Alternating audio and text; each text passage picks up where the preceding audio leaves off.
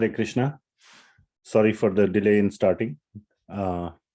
Welcome to the Bhagavad Gita series, a very long series, and today we will be concluding it after more than 1.5 years, I think almost. We started in July 21, and this is April, May, June, July, so almost 1.75 years. So thank you so much for those who stayed on the journey. And thank you to everyone who is watching later on. So a very, very important section, another important section of the Bhagavad Gita coming up today.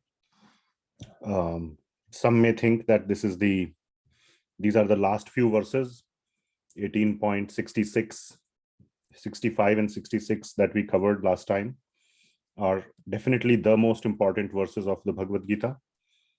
But this remaining section is equally or very, very important. So we will go through it. Before that, let us recite the Mangalacharan prayers in this one last time in this series. I will share the screen and you can see.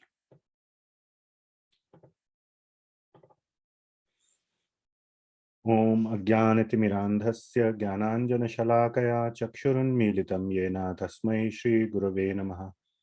Shri Chaitanya Manobhishtam Sthapitam Yena Bhutale Soyam Rupah Kadamahyam Dadati Swapadantikam Vandeham Shri Guru Shri Yutah Padakamalam Shri Gurun Vaishnavanscha Shri Rupam Sagrajatam Sahagana Raghunathan Vitam Tam Sajivam Sadvaitam Savadhutam Parijana Sahitam Krishna Chaitanya Devam Shri Radha Krishna Padan Sahagana Lalita Shri Vishakhan Vitamscha Nama Om Vishnu Padaya Krishna Presthaya Bhutale Srimate Bhakti Vedanta Swami Niti Namine Namaste Saraswati Devi Gauravani Pracharine Nirvishesha Shunyavadi Paschatya Desha Tarine He Krishna Karuna Sindhu Dinabandho Jagatpate Gopesha Gopika Kanta Radha Kanta Namostute Tapta Kanchana Gaurangi Radhe Vrindavaneshwari Vrishabhano Sute Devi Pranamami Haripriye Vancha Kalpatarubhyascha Kripa Sindhubhya Evacha Patitanam Pavanebhyo Vaishnavebhyo Namo Namaha Jaya Shri Krishna Chaitanya Prabhu Nityananda Shri Advaita Gadadhara Srivasadi Gaura Bhakta Vrinda Hare Krishna Krishna Krishna Hare Hare Hare Rama Rama Rama Hare Hare. Srila Prabhupada ki jai, Srimad Bhagavad Gita ki jai. Okay, so we will start our class from where we left off last time. We covered 18.66. So I will share this screen.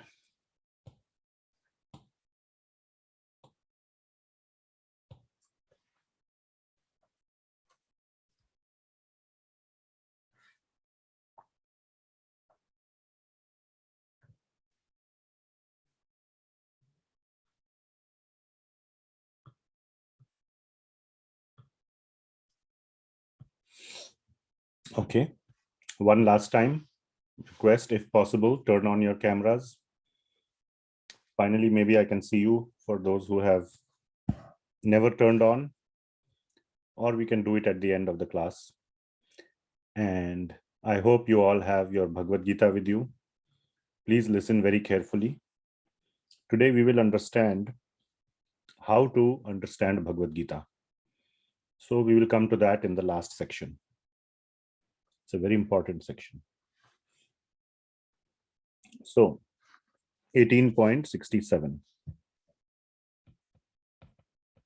So 18.67 to 18.69 is one section of the Bhagavad Gita. Wait, something is happening here.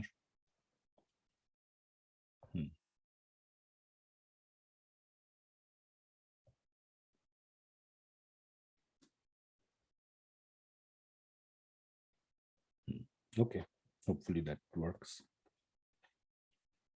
It's a very important section of Bhagavad Gita. meant for devotees. Okay, so who to share Bhagavad Gita with?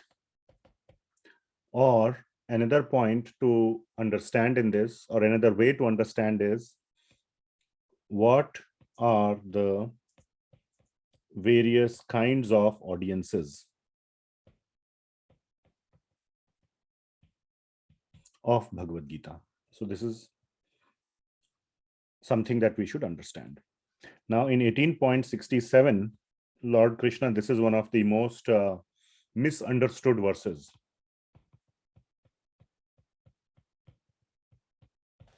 Okay, so 18.67.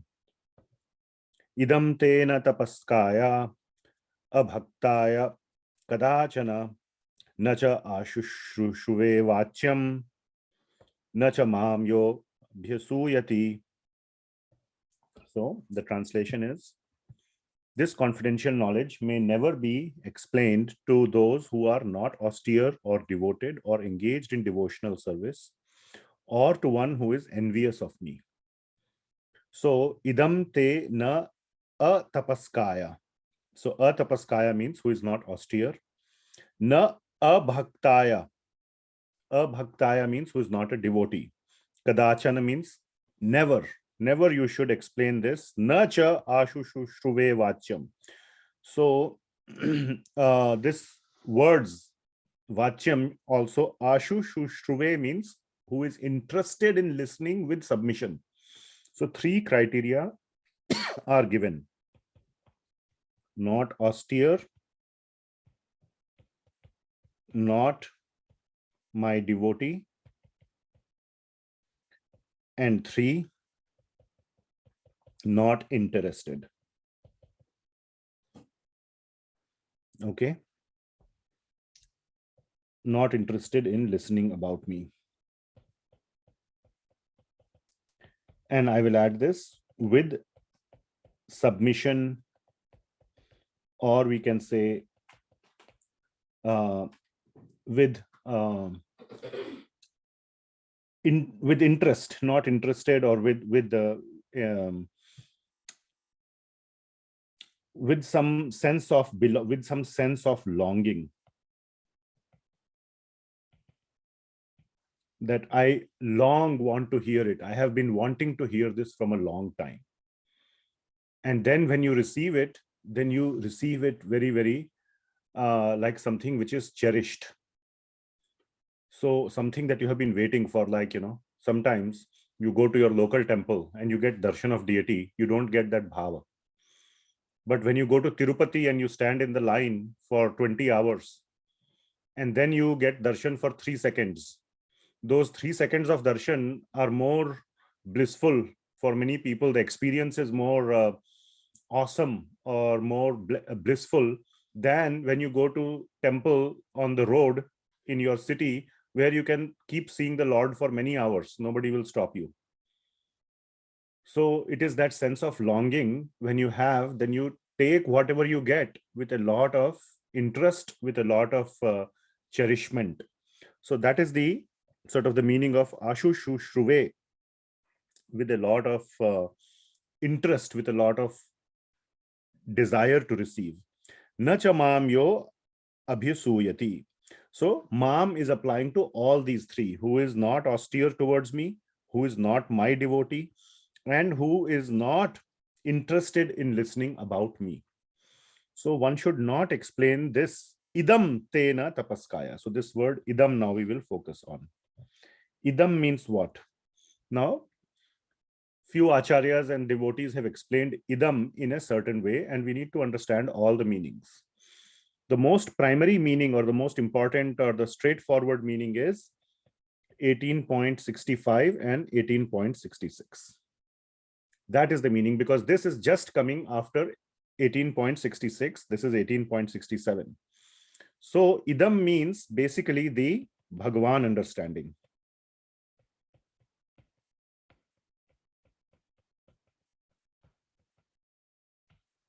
Bhagavan understanding means that everything that we talked about in the last two verses, that become my devotee. Always think of me.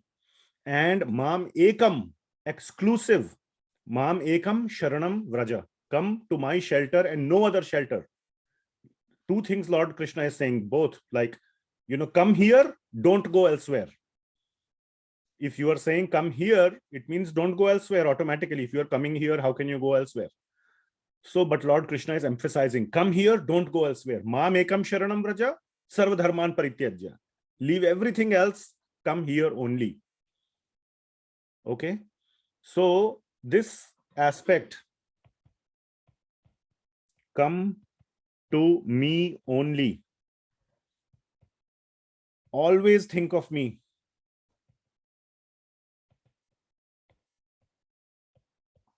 Become my devotee. And madhyaji, worship me. Everything, there is a lot of me here, you see. Come to me, think of me, become my devotee, worship me. So it may appear to somebody who has no regard for Lord Krishna as that Lord Krishna is demanding. He's saying, unless you do this, something bad will happen to you, or I will punish you, or all these other misunderstandings may come in somebody's head. And he may begin to look at Lord Krishna as some kind of a demoniac or a oppressive or even a narcissist, like everything is about me. You must come to me. And if you don't come to me, I will send you to hell. I will send you to hell. It's like, demanding followership.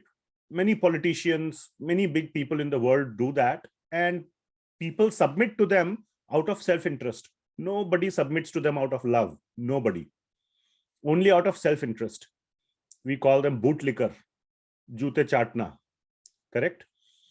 That is only because there is some self-interest. Once the self-interest is achieved, these people who were bootlickers will go and say bad things about that same person because there was no love, there was no dedication, there was no bhakti. So without understanding the rest of the Bhagavad Gita, these verses may seem to be very narcissistic. So Lord Krishna, one of the understanding is that the Bhagwan understanding should never be told to somebody who is not these things, because he will completely misunderstand. Oh, this Krishna is very bad person, or he is not the right kind of God. The God should be who only gives, never asks anything.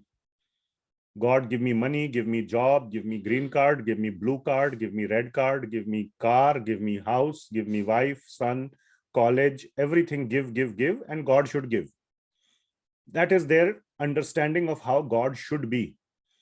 But from Bhagavad Gita, we understand that is, nowhere, that is not the purpose at all of our spiritual quest. Spiritual quest is not about getting more sense gratification. So this may be completely misunderstood. Another understanding is that by idam, the entire Bhagavad Gita,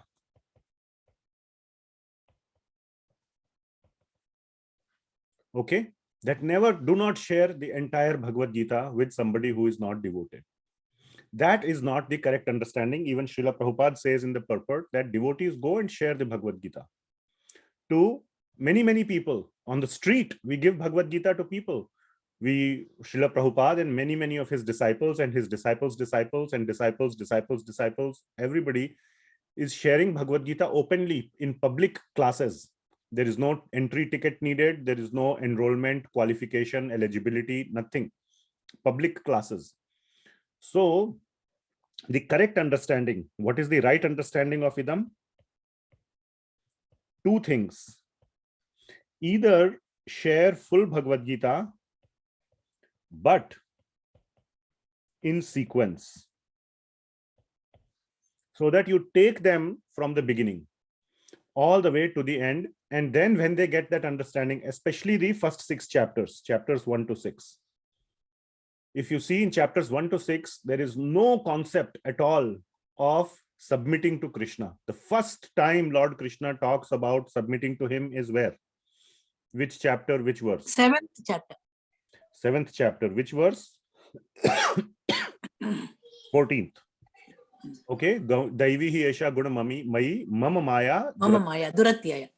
So, maam eva ye prapadyante. So that is the first occurrence of prapadyante or anything of that sort. So share the full Bhagavad Gita in sequence so that people can understand that they must come to the understanding. The first 6 chapters of Bhagavad Gita are totally in that domain of giving up attachments, whatever people expect, not money, car, this, that, but at least they know there is something beyond this, which is detachment from all these things and doing your duty properly without any attachments to fruits or results, and so on and so on. And then they understand, oh my God, to do all this very perfectly is very hard. They sympathize with Arjuna. They agree with Arjuna at the end of 6th chapter, not possible. Tell me some other way. So once they are prepared to receive something else, then they can receive this. So that initial preparation of the first 6 chapters is very important. Okay. So tell it in sequence. Or share only mode of goodness. Just mode of goodness, not even spiritual. This is even before the first 6 chapters. This is more in the domain of first chapter. What was Arjuna's mood in chapter 1? It was mode of goodness. I don't want to kill. I don't want to fight. I don't want to commit sinful activities. I want to forgive. All those are very good qualities in the mode of goodness, not even spiritual. And you can select from various places in Bhagavad Gita. You don't have to go in sequence, but you only talk about mode of goodness activities from Bhagavad Gita, nothing else. That you can do. This is idam. That you can share to people who are of this category, who are not austere, not my devotees, not interested in listening about Krishna. All right. So these are the 2 ways in which Bhagavad Gita can be shared. So that is why going in sequence is fine, because by then people have understood the initial portions and then they can understand the later portions. Directly just sharing to a brand new person who has no idea that you must take shelter of Krishna. Like, what is going on? Is that it? If I take shelter, that sounds very much like, some kind of a, you don't have to do anything else. You don't have to be a good person. You miss out on all those things. You just take shelter of Krishna. That's it. It's like join my camp.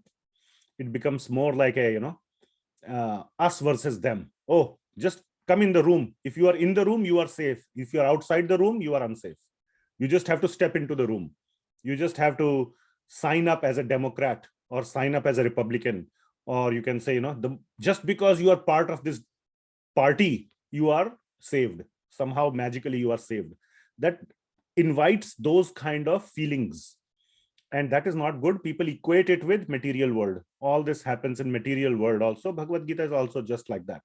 He's also talking about become a Democrat, become a Republican, like that. What is the point of all this? It's another partisan politics.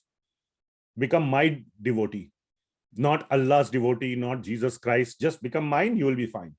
Everybody says that, Christians also say, become, consider Jesus as your God, he will save you.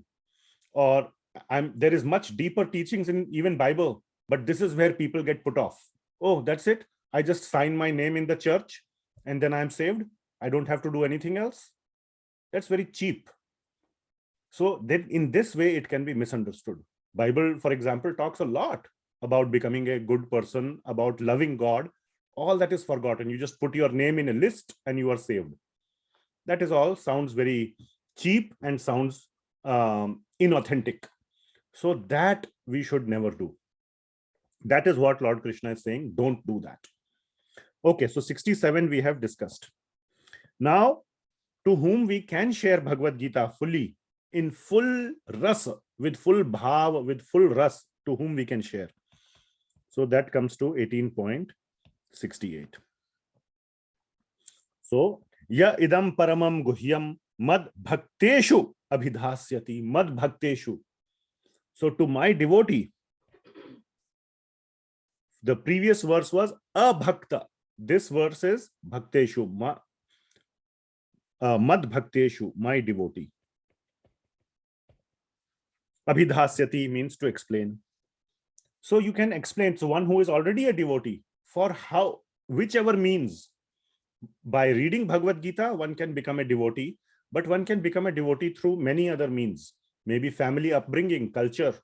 The family itself was such that, like, my father never taught me Bhagavad Gita. He used to read Bhagavad Gita, but he never taught me.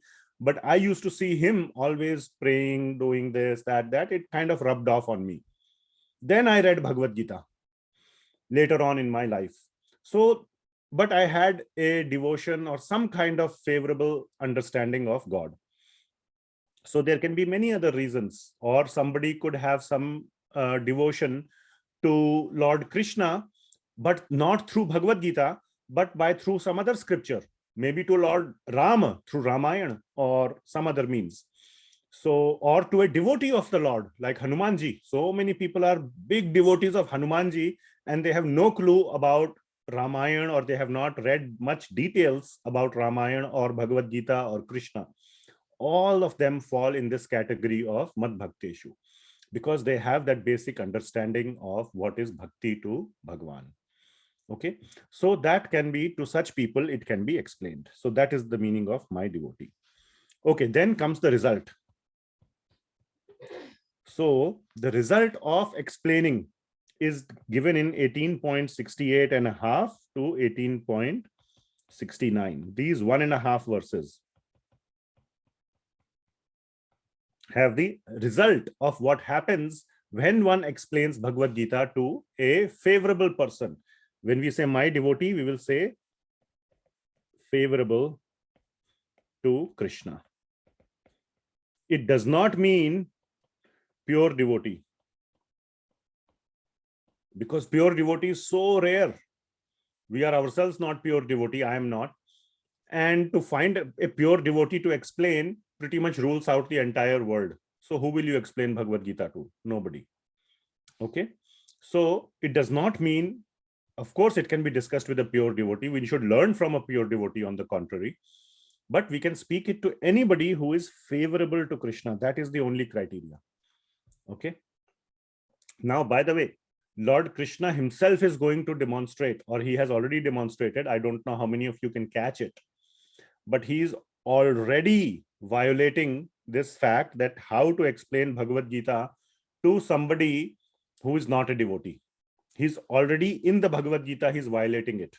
We will come to it shortly. And some little bhakti is needed. That also will be shown in Bhagavad Gita. Not shown, but I will tell you in Bhagavad Gita how just some little bit favorable to Krishna, if one becomes, Bhagavad Gita can be told. And this is being shown in the Bhagavad Gita itself right now in these verses. Anybody knows what I am talking about? Dhritrashtra also listening to this. Very nice. Dhritrashtra also listening. But where is the little bhakti? That I will explain if you don't know. Okay. So right now, and do you think Krishna doesn't know that Dhritrashtra is listening? Krishna is, he says, I know the past, present, and future. So definitely when Krishna is speaking to Arjuna, he knows Arjuna is not the only one listening. There are other people, 2 people listening also, Sanjaya and Dhritrashtra. And he knows Dhritrashtra is not a devotee, but he's listening. But here he's saying one should not tell Bhagavad Gita. So what is happening in Dhritrashtra case? I want to just give a quick understanding here. He is going in this mode, full sequence. So it is okay. To Dhritarashtra, Bhagavad Gita is being told in full sequence, isn't it? He started from chapter 1. And then he is going and through the entire Bhagavad Gita. So therefore, there is no contradiction. One should not say, oh, Krishna said, don't share it with devotee. Dhritarashtra is definitely not a devotee. So how come Dhritarashtra is listening? Do we think Krishna doesn't know? Krishna knows everything. So there is no contradiction. Are you clear? But where is that bhakti coming from? That I will tell you. In Dhritarashtra, there was no bhakti. Dhritarashtra was not a bhakta. But I will tell you where that little bit bhakti came. And then opportunity for understanding Bhagavad Gita came up. All right. Okay, so what is the result? Bhaktim mayi param kritva mam eva ishyatya asanshayah. So bhaktim mayi param kritva, he does, or he is doing my supreme bhakti. One who explains Bhagavad Gita is doing topmost bhakti. Mam eva ishyatya asamshayah, and he comes to me without doubt. So is doing topmost bhakti, comes to me without doubt. And this is one of the reasons where I have, long back when I heard this, I thought I must share Bhagavad Gita with as many people as possible. So this is my inspiration for doing all these classes and everything. You should also be supremely inspired by this. Lord Krishna, somebody asks, where is Lord Krishna giving instructions to us? He was giving so many instructions to Arjuna. Fight, stand up and fight, or do this, do that. Here, there is a direct instruction for us. There are so many other instructions also, how to be a good person. And this is a direct to do instruction, not to be.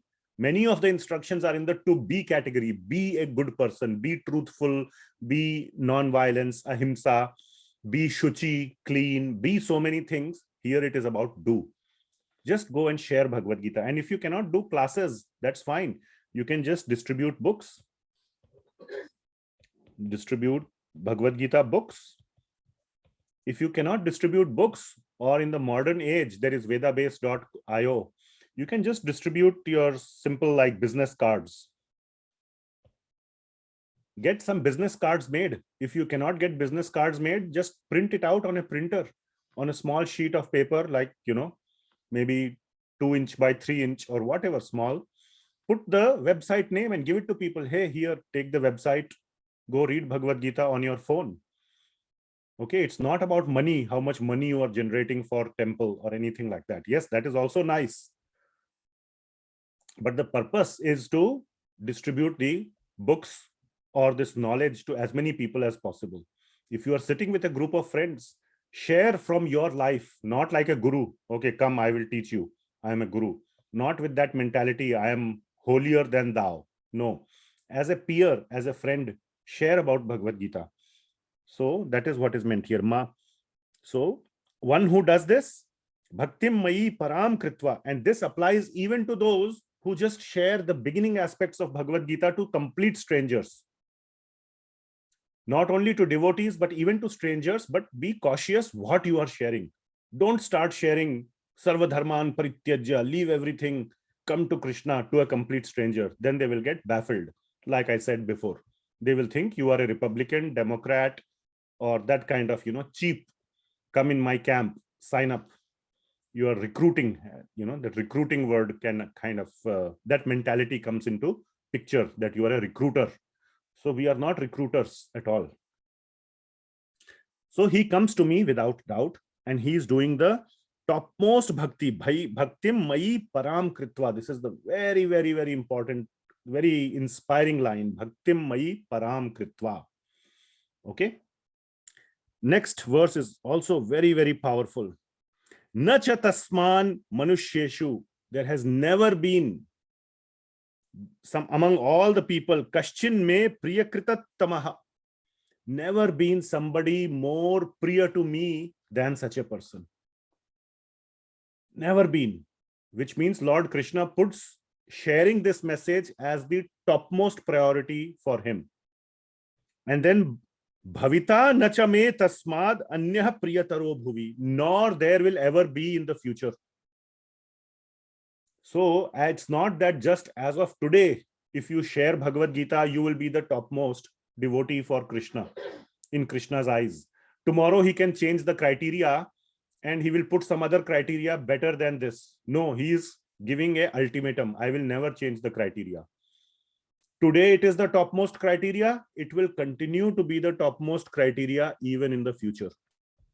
That, what is the criteria for being the topmost devotee? What is the criteria? Share Bhagavad Gita. Sharing the Bhagavad Gita. Sharing the Bhagavad Gita. Very nice. So,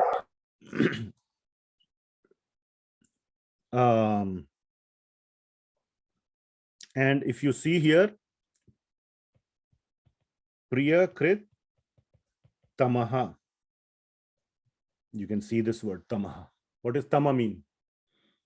Guhya, Guhya Tara, Guhya Tama. Remember? Most.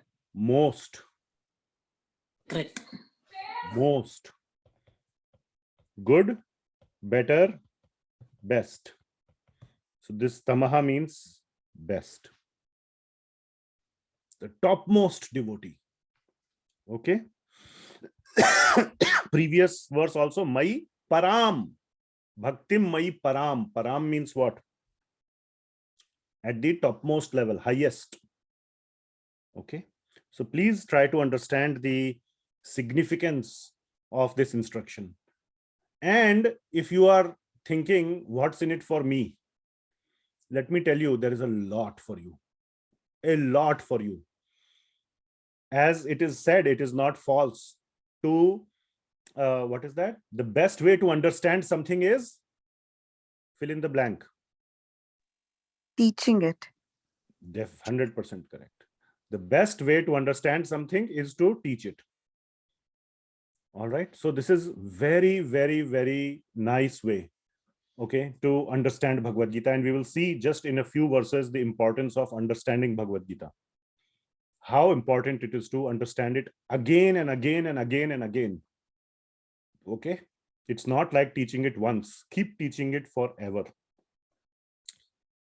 So I hope this is very clear that in the 3 verses, who to explain to, what to explain, which aspects to explain to what kind of person, and how to explain in sequence, or you can go from, jump around, but only mode of goodness and all that. And what is the result of sharing it with people? All this, I hope, is clear.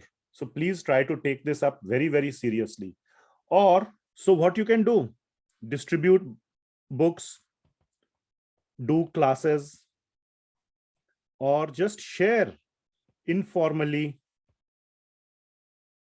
with friends or whoever, with neighbors, friends, colleagues. Or there is another way, help those who are sharing. You think this whole sharing and all happens by as a one-man job? No, it requires teamwork. How many devotees were required to find Mother Sita or to get Mother Sita back? How many? So many. Lord Ram, of course, it was his Leela, but he said, I cannot do it on my own. He made alliances with Sugriva. He took help from all the Vanaras. He had to even take help from Lanka Bhedi.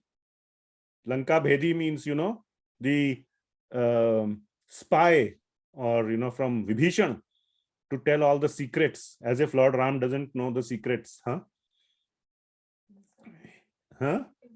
Insider trading. So he had to do all that. So this shows that we must work in a cooperative manner, in a team manner. So help those who are sharing. That also counts. Become a team member. So like this, one should try to become a topmost devotee of Lord Krishna. The result is magnanimous. It is wonderful. It is great. Okay. So find in your local ISKCON temples, wherever you are in the world, so many people are genuinely trying to share Bhagavad Gita. Now, some people, I agree, are a little bit in the number mode. Sankhyavadi, how many dollars, how many books did you distribute? How much money you made? Okay, all those are, they may be a little bit in still mode of passion. At least it is being dovetailed in the right direction. I personally don't like all that money or how much if you distributed more money worth of books, you did better. That is not the point. Or how many you distributed. Some rich person can say, I will just buy 20 boxes and just put it on the street. Everybody takes something for free. If you say free, everybody will take. Oh, I distributed 20 boxes. I paid for it. That's also not the right mood. Then you are just buying the number. You are purchasing with your money. You are buying the credit. That also is not the right mood. The right mood is to share, to put in effort in sharing in a genuine mood. Whether you get money out of it, whether you get credit out of it, whether your name is announced in the temple, whether your name is put on the board or not, doesn't matter. How many people you genuinely shared with is important. Okay. How many people you introduced. So please keep all that in mind. And there are a lot of people who are trying to do this seva in a genuine mood without any credit mongering that I want credit or something like that. You find out who are the genuine people. Once you go, you will find out. Once you associate in 6 months, 1 year, you will see who are doing it genuinely. You will get a sense. Associate with them, help them, learn from them, and grow up. One day you can become like them. Okay. So this is topmost, topmost devotee. Clear to-do instruction is given here. All right. Now 18.70 and 18.71. This is known as Phala shruti. What one gets out of speaking and reading Bhagavad Gita. So 70 is speaking and 71 is listening. How do you spell? Listening or reading. Reading is just a modern way of listening. Okay. So speaking and listening. So adhyeshyate cha ya imam dharmyam samvadam avayoh jnana yagyena tenaham ishtasyamiti me matihi. So adhyeshte cha ya imam dharmyam samvadam avayo jnana yagyena tenaham. So that is the word I want to focus on, jnana yagya.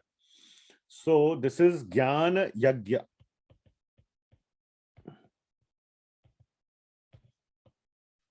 Okay. And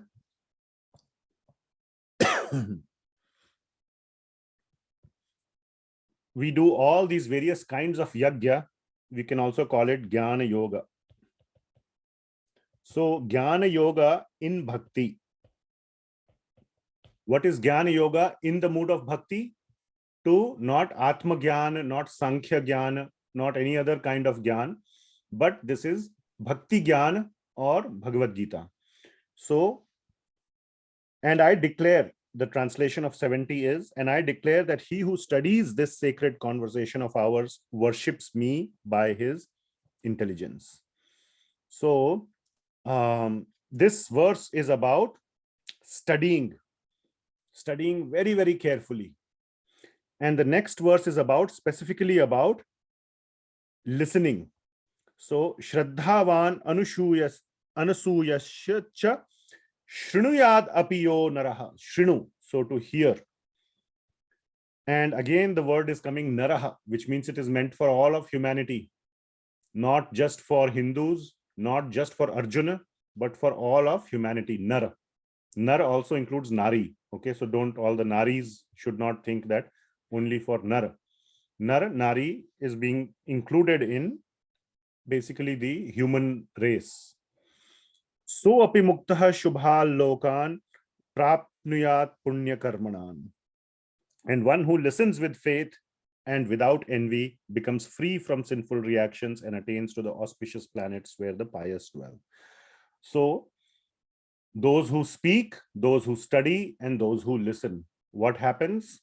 The first step is they become pious. They move towards goodness. From wherever they are in the lower form or lower consciousness, they first come to pious and goodness. And then all their sinful reactions are removed. Just because by taking even the name of Krishna, the sinful reactions get removed. And so many times the name Krishna is there in Bhagavad Gita. And we are trying to understand the instructions of Bhagavad Gita. So all the sinful reactions are removed. That is the first step. And then we will see the next steps in the future verses. It has also been shown that one who does bhakti, and especially bhakti by sharing this Bhagavad Gita, comes to me. So that has been told here. Comes to me without doubt.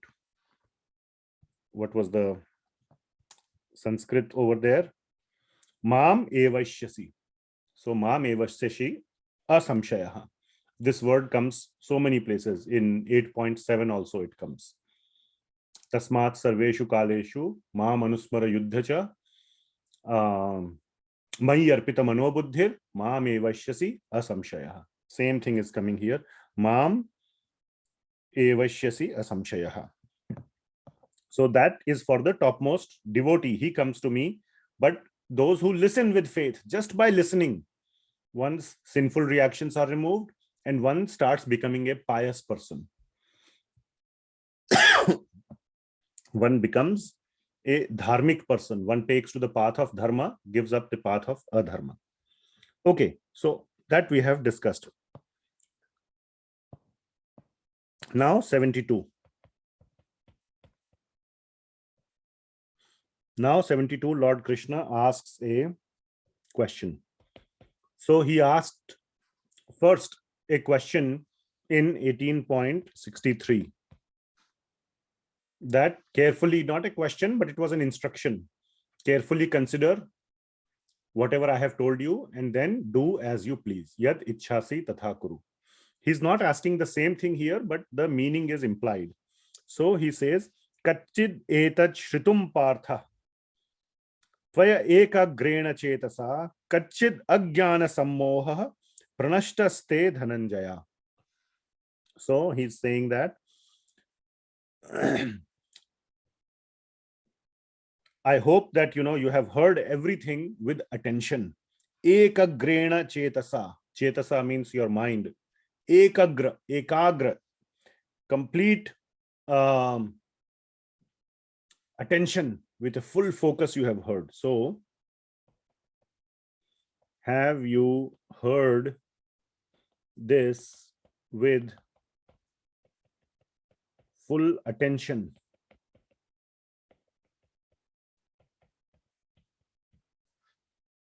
Or focus?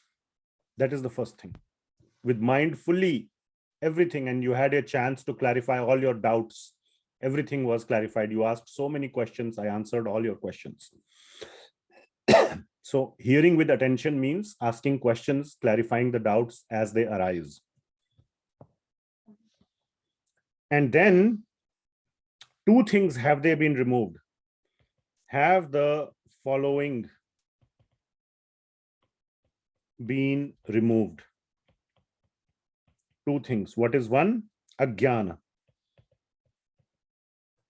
which is ignorance, and moha, which is illusion. Illusion or also doubts. So ignorance means that you don't know it. You just don't know it, plain and simple. All right? Like I can say, I don't know quantum mechanics. So I don't know it because either I did not read it, or when I remember in college or sometime, many years ago, somebody tried to teach me, I could not understand it. It is hard. Second thing is illusion or doubts. That if you try to understand, doubts will arise, which will prevent your understanding. To clarify your doubts, then you get full understanding. First, you try to understand, which means you try to remove the ignorance. When you try to do that, automatically doubts will arise. Otherwise, you are not paying attention. If no doubts arise in some complicated topic, it means you are not paying attention. So whatever doubts arise, you must clarify them. Maybe you are super smart, more than Arjuna. But we can see in Bhagavad Gita, Arjuna, very, very smart guy. Even he had so many doubts, isn't it?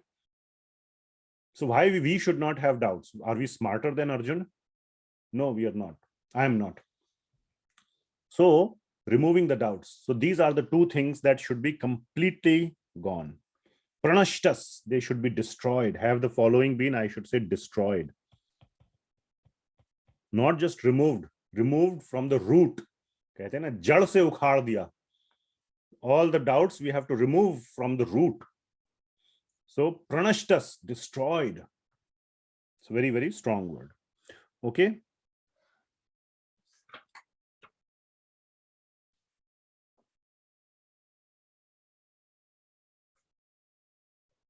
One second. So you have heard with full attention.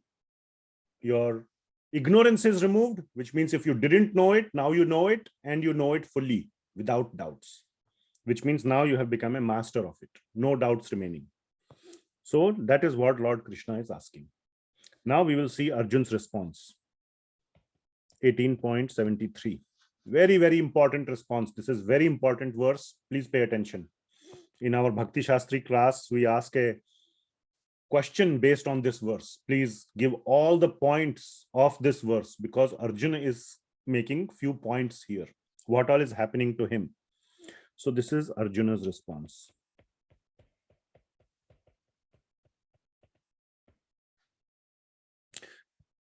So very beautiful verse. Nashto mohah smritir labdha tvat prasadan maya chuta sthitosmi gata sandehah karishye vachanam tava. Every line has at least one or two meanings. So we will have at least 4 meanings, if not more, because there are 4 lines, 4 padas. So first, nashto moha. Okay, so what is Arjuna saying? Moha, we said here moha, isn't it? Sammoha, moha. So obviously, if doubts are clarified, it means ignorance is also gone. Okay, because first you try to understand, then doubts arise, then doubts are gone. So if doubts are gone, which means you have completed the whole process.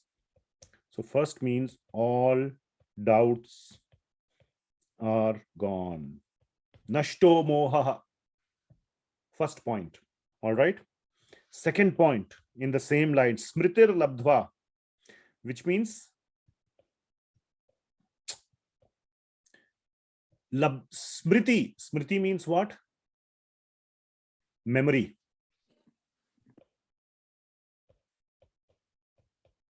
And labdha here means that in this to obtain. So memory has been obtained, but that doesn't make contextual sense that memory has been obtained. Memory has been restored. We say restored or regained. What does this mean? This is very, very important line. I now remember. Yes, I now remember, but what is the deeper meaning here is that we are all... I understood. Okay. What it means is that we are already devotees of Bhagavan. The only problem is we have forgotten it. This is not only with Arjuna that he has forgotten. Of course, he was a devotee. Through the 13 years of Vanvas, he was a devotee. In chapter 1, he momentarily forgot. He got into this whole thinking of my family, friends, sinful actions, my teacher, my grandfather Bhishma. And now he has regained it very quickly. All right. But in our case, this loss of memory is little bit longer. In Arjuna's case, it was very short. In our case, it is very long. That is the only difference. But the nature of the soul is to be a bhakta of Krishna. That is the innate nature of the soul. We just have to remember it. We have to regain that memory. In the Chaitanya Charitamrita, it is written, Jivera Swarupa Hoye Krishnera Nityadas. So Jivera Swarupa, Jiva means the Jivatma, the soul. Swarupa means the original form, its original position. Srila Prabhupada translates that as constitutional position. It is its original position. Okay. If you go out somewhere and they ask you to fill a form, they say, give your home address. You don't give your present address, you give your permanent home, wherever it might be. That address. So permanent address for us is with Krishna in Vaikuntha or in Goloka or Ayodhya or wherever in the spiritual world.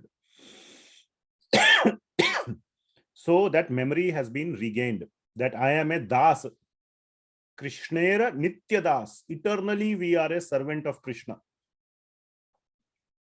So that is our Swarupa. And you just have forgotten it. How many of you can feel it in your heart that I am a das of Krishna? Can literally feel it in your heart. Not me. Otherwise, if we are das, fully servant of Krishna, we should be doing different things with our life. We should have that firm conviction that Krishna will protect us always. Why do we fear this will happen, that will happen, that will happen? If we are always 100% convinced that we are servant of Krishna, we should have no fear anywhere, anytime. Okay, so if you have little bit of fear, something will happen to me or whatever, which is the lowest level. Remember, I don't know if in which class I told FDDL. Who can tell what is FDDL?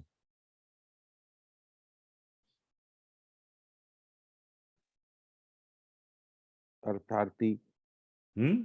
Something like fear to death of. This is an acronym. Fear, devotion, love. The other D I don't recall. Fear, desires, then duty, and love. So this is our progression in approaching Krishna. Okay. Somebody I heard said Artha, Artharthi, Jigyasu, and Jnani. So that is roughly matching this, roughly. But fear means that is the lowest level of approaching Krishna, out of fear. If I don't come closer to Krishna, something bad will happen. If I don't pray to God, I will become sick. I don't want to die of cancer. I don't want to die in this way, that way. I don't want my loved ones to suffer. So let me go to temple and pray to Krishna. That is the beginning level of approaching Krishna. So if you have little bit of fear in your heart about anything, then it means that there is some still memory loss.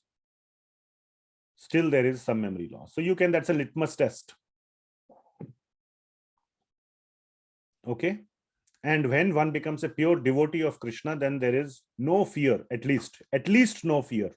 Of course, there are no desires either. There is no sense of duty either. There is only love. That is the Jivera Swarupa. And Krishnera Nitya Das. Das means servant, not a servant like a slave, but a servant like Hanuman. Hanuman was not a slave.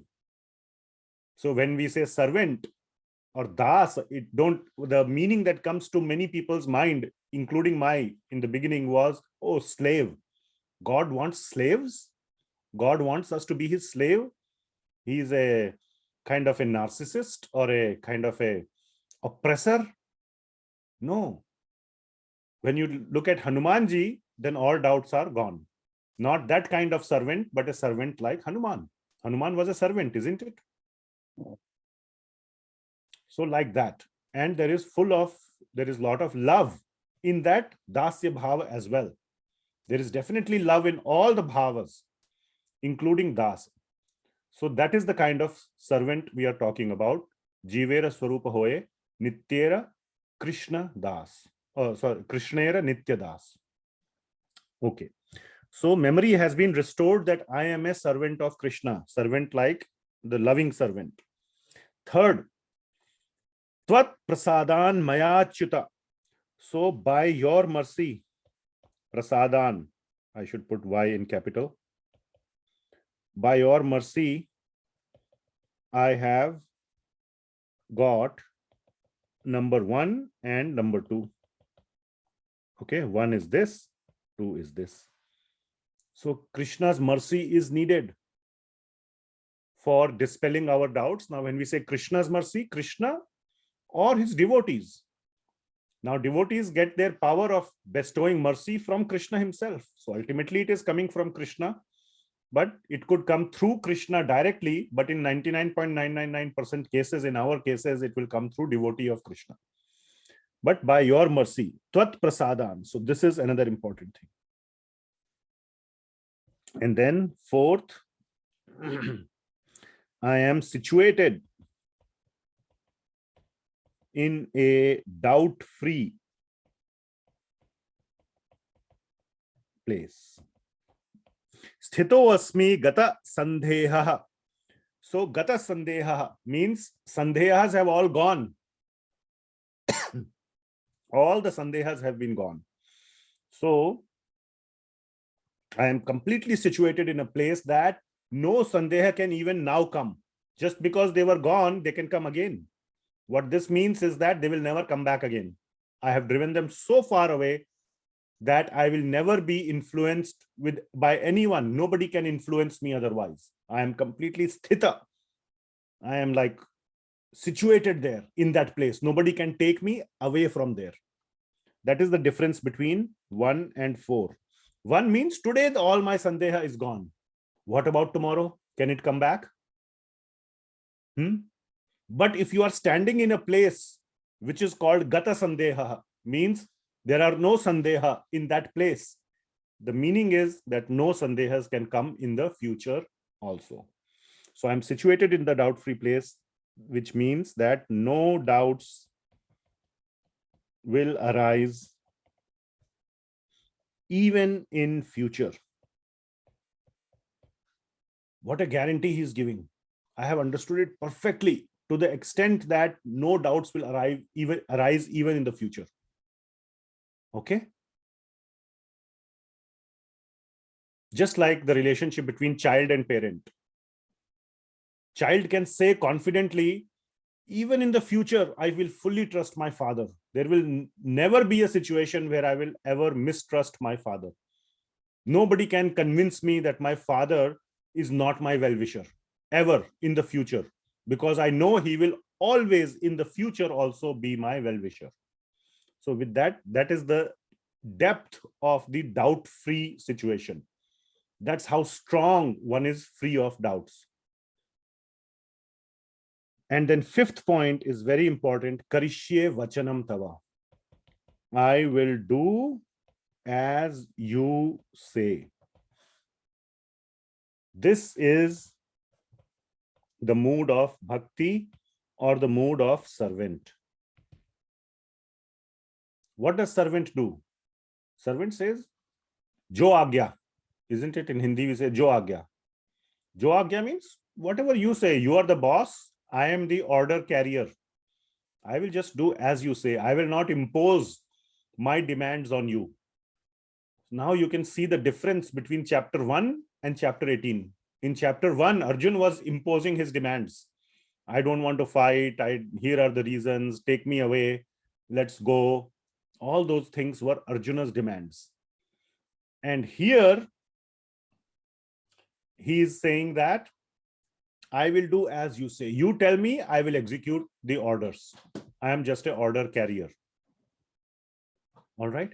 So at this point, basically, Arjun is putting his life in Krishna's hands. He's saying that whatever you'd say, I will do. At that point, if Krishna said, okay, let's go from the battle, no need to fight, what do you think Arjun would have done? Go with Go. Krishna. Not fight. Not fight. Yes, Prasun Prabhu? Not fight. Not fight. Would he say, hey, what happened? All these 18 chapters or 17 chapters you have been saying, fight, fight, fight. Suddenly you are changing your mind. Now I'm full of doubts. Why did you tell me to do one thing, all these 17 chapters, and at the end you are telling me to go? Do you think he would have told that? Do you think he would have had that doubt in his mind? No. Throughout these chapters, he was telling fight, fight, fight, fight. And now he's telling, let's go. No, he would still not have that doubt. All right. Because he is gata sandeha, means all the sandeha is gone completely. Sthito asmi gata sandehah. No doubts can even come close. All right, so that is the situation. And the response, automatic response from there is, I will do as you say. Jo Agya Maharaj, we say. Whatever you say, I will do. So that is the mood of a bhakta or a servant, like Hanumanji, like Arjuna. Okay, so these are the 5 very important points in this verse. And we must understand that that was our original position. We just have to regain that understanding. We have just lost it. And Arjuna is demonstrating that by saying smritir labdha, that I have regained it. It means it was there. Okay. All right. Now comes a very, very important section, 18.74 to 18.78. This is Sanjaya's conclusion. Okay. So all of you, first of all, who are here, we might go a little bit over 8 o'clock today. We have 50 minutes left, but we might go extra because I want to complete. And then if you would like, you can share something off camera or like off the recording. We will do, if you want to share something, what you got out of the class or what you plan to do next.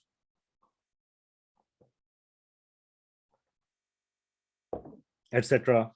You can share, but definitely today will be the last class. Okay. So very, very important part, Sanjaya conclusion. This many people skip or go fast, but we should not go fast. Why? Sanjaya. There are 2 people having this conversation. Who is this? Sanjaya and Dhritrashtra.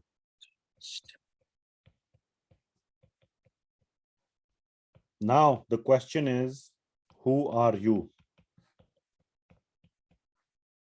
That is the question. Are you like Sanjay or are you like Dhritrashtra? Both are hearing Bhagavad Gita. Dhritrashtra. All right. Who do you want to be? Sanjay. Obviously, Sanjay. Yes. So that is what Lord Krishna is demonstrating through Bhagavad Gita, obviously through the mouth or through the words of Sanjaya, that how we should understand Bhagavad Gita, how we should approach Krishna and his instruction. Okay. So how to approach Krishna and his instruction. And this word instruction is called samvad in these verses. All right. So we will see that. So this is the significance of this section 18.74 to 78. How to approach Krishna and his instructions. Please listen very carefully. This is very important for you and for you to continue your journey in Bhagavad Gita. This is not the ending. This is the beginning. Okay. Like in some movies, I used to see a lot of movies. By now you might have realized. I keep giving examples of movies. So at the end of the movie, what are the last 2 famous words? Live happily The end. hereafter. No, 2 words, 2 words. The end. Now, some movies, I don't remember which one. There were some movies I saw where the last 2 words were the beginning. I don't remember, maybe some movie. Anyway, the point is, Bhagavad Gita is basically saying at this point, this is the beginning. Okay, so we will see how. All right. So this is the beginning. The movie ends like this, the beginning. Okay, so our movie of 1.5 years is also going to end this on this note, the beginning. Okay. All right. Sanjaya Uvacha Ityaham vasudevasya parthasya cha mahatmanah samvadam imam aushrasham adbhutam roma harshanam. So, this conversation, iti aham vasudevasya parthasya cha mahatmanah samvadam imam ashraushamam. So, this samvad I have heard, shushusham, to hear this samvad between whom and whom? Prabhuji, Shroshyam. Yeah, shroshya. Shroshyam. Yes. So, between whom and whom? Krishna Have and you heard? Arjuna. And Arjuna. Yes, Vasudeva and Partha, or between God and his Devotee. perfect disciple or devotee. You cannot be a perfect disciple without being a devotee. A perfect disciple means devotee is included in that. Okay. So this is a conversation between these two. Iti aham vasudevasya parthasya cha mahatmanah. These are two great souls. Great souls. One is Paramatma, one is the supreme soul, and one is a completely aligned soul. Anukula. Completely Anukula, who is doing Anushilan, following of Krishna. So Anukula. So two great souls between Paramatma and his perfect follower. That is point number one. Then the second point, it is Samvad. So I don't want to go into the details, but there are various levels of conversations. Okay. There are some other classes which I have done. I think the last Bhagavatam or the Nectar of Instruction class, I gave a small point about it. Samvad is the topmost level kind of conversation. The next one is called Vada. The third one is called Vivada. The fourth one is called Jalpa. And then there is a more degraded form of it called Prajalpa. And the fifth one is called Vitanda. So there are various levels of conversations in a, this is the best and this is the worst. Okay, so we won't go into the details of this, but Samvad means a conversation between a teacher and a perfect student. A student who has taken the position of learning from the teacher. He does not come with a mindset, I will teach the teacher. Okay, then it is a problem. Or I know more than the teacher, I will prove him wrong. All those then go into this territory. But Samvad is when you have a completely mind to learn with submissiveness, with humility. And it doesn't mean blind faith. It means you ask questions, you clarify. You don't leave till you understand fully, but you listen as a student, as somebody who has accepted the teacher's explanations. Okay. So that is Samvad. So that is what is being mentioned here. So that is point number 2. So this is between God and his perfect devotee. Point number 1. Point number 2, it is Samvad. And the third one, very important, is that this is adbhut. And this is roma harsana.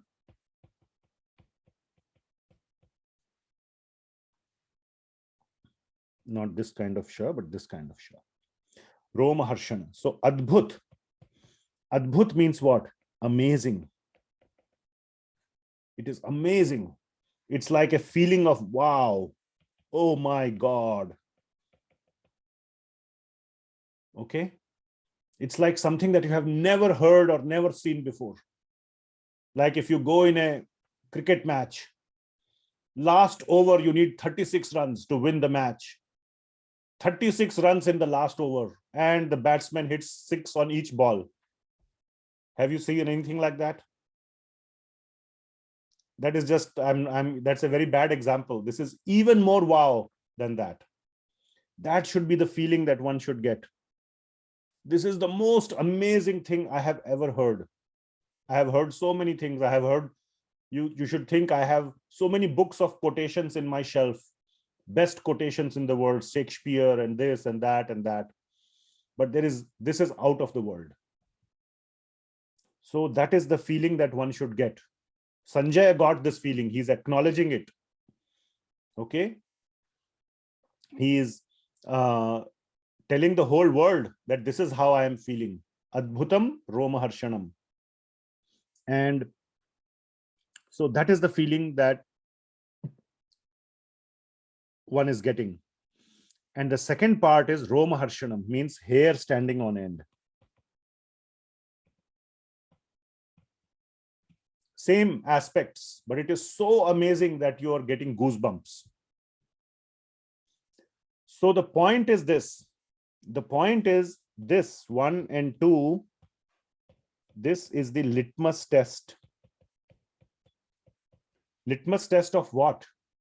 Litmus test that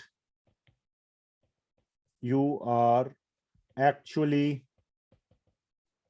getting the Bhagavad Gita. Getting means like when you say, I got it, that kind of getting. If you are like, oh, it's okay, it's okay, it's okay, it's okay, I have heard this. Even if you are hearing it for the 100th time. Okay. So this should have that feeling that, oh my God, I didn't realize this, I didn't see this, I didn't see that, I didn't see that, I didn't see that. I missed so much last time when I read. That's what you should feel. Oh my God.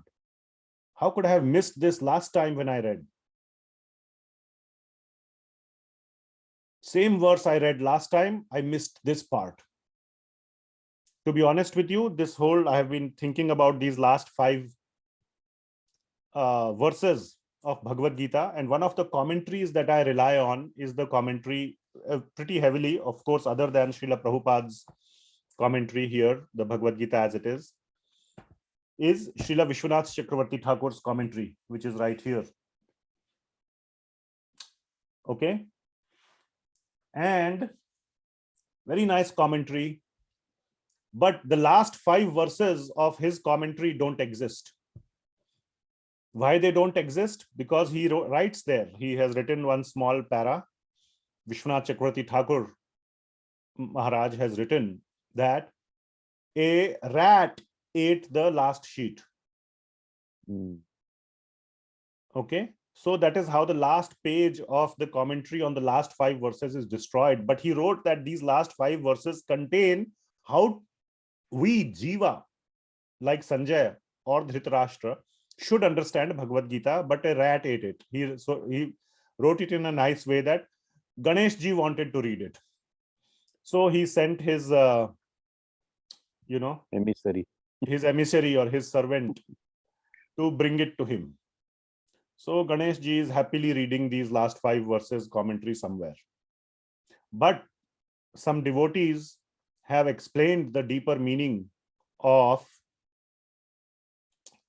these last 5 verses. And I did not realize these till this reading of this year. I have been doing these batches many times. First time I am going so deeply into these last 5 verses. So I can tell you from my own standpoint, this was like, oh my God, I never saw this from this standpoint. And I have had such moments many, many times throughout the Bhagavad Gita, so many times where I, felt this. So I can tell you from my personal experience that this is so true.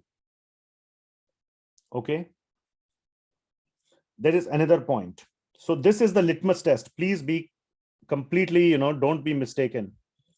This, you must feel this way. Not you must, but don't make it artificial, but read it with so much depth that you see this, that this happens, that you get this realization. Second point. Who is speaking also matters.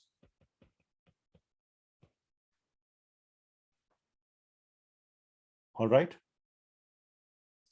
And we must never forget that who is speaking the Bhagavad Gita? Krishna is speaking the Bhagavad Gita. So when we realize, oh my God, Krishna himself is saying this, nobody else, it's not second hand, third hand, I have heard from Krishna, and then I have heard it's coming, through some kind of a long chain. This is directly, of course, we understand it through disciplic succession. Don't confuse this with disciplic succession that, oh, we are also getting it from disciplic succession. No, you are reading direct Krishna's words, Sanskrit. If you are getting a copy of Bhagavad Gita which does not have Sanskrit at all, then you can say I'm getting it second hand. I am only reading the translations given by someone. But at least the Bhagavad Gita which we are using has directly the Sanskrit. So you cannot say there is any middleman. And the Parampara, Guru Parampara, is only giving us the proper understanding. That's all. But the original words are also there very much. Are you clear? So who is speaking also matters. And therefore, and I'm kind of jumping ahead a little bit, that we must understand the position of Krishna. For those who don't, by now you have been in the Bhagavad Gita class for 1.5 years and all that. But who is Krishna? What is his position? And so on. Once we understand that, once we realize this is God himself who is talking, then a whole different focus comes in the words. As a father, I have teenage sons, and those who have elder sons will realize, those who have younger sons, or not sons, even daughters, children, be ready for this, okay? So I'm giving you a little tip. That you can keep telling to your child, do this, do like this, do like this. They will not listen. It has happened to me multiple times. Sometimes my son comes to me and said, Dad, you know what? This one of my friend told me that I should do this. Such a good advice he gave. And internally, I'm thinking, what a fool. I have been telling him the same thing all this time. Now someone else told him, now he's telling me what a good advice I got, huh? So anyway, just saying. So can parents agree this happens? How many parents agree? Huh? Right? Happens, right? All right. Many parents who have older children agree, right? So this happens. So sometimes somewhere, we become normal for our children, and the other people become, oh, I got very good advice. Anyway, that's a joke.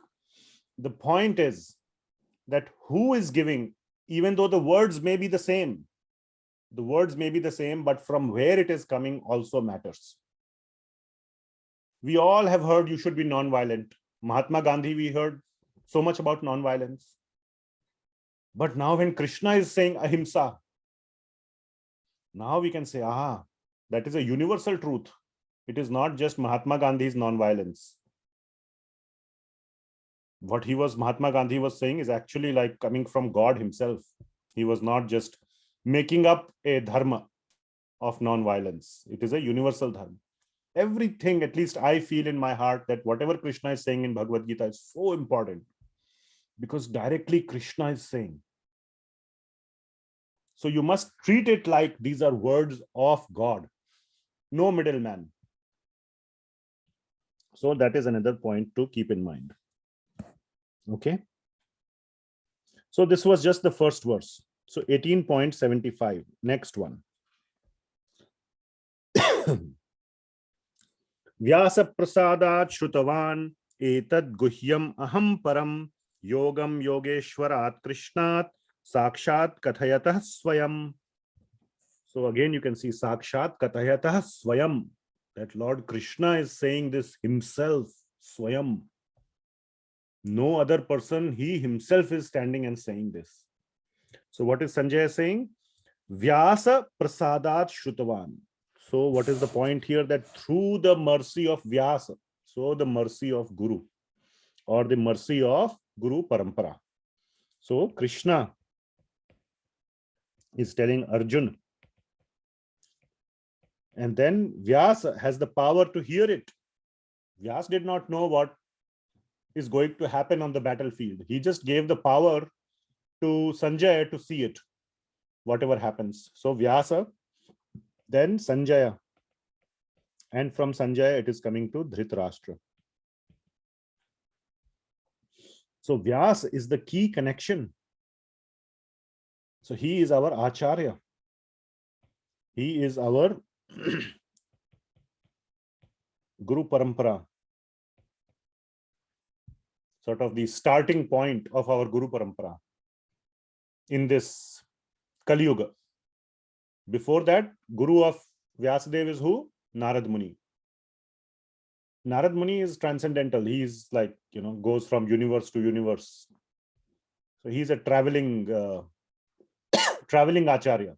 Vyasadeva is from this world, in this age, from Kali Yuga. So Vyasa, through his mercy, Vyasa prasadat shrutavan. I have heard this through the mercy. So the importance of the Guru Parampara, importance of hearing this from the Guru. Etad guhyam aham param. I heard this most confidential information through the Guru Parampara. So Guru Parampara gives us the most confidential, and when we say most confidential, we mean topmost, secrets of spiritual life or of spiritual progress. Okay.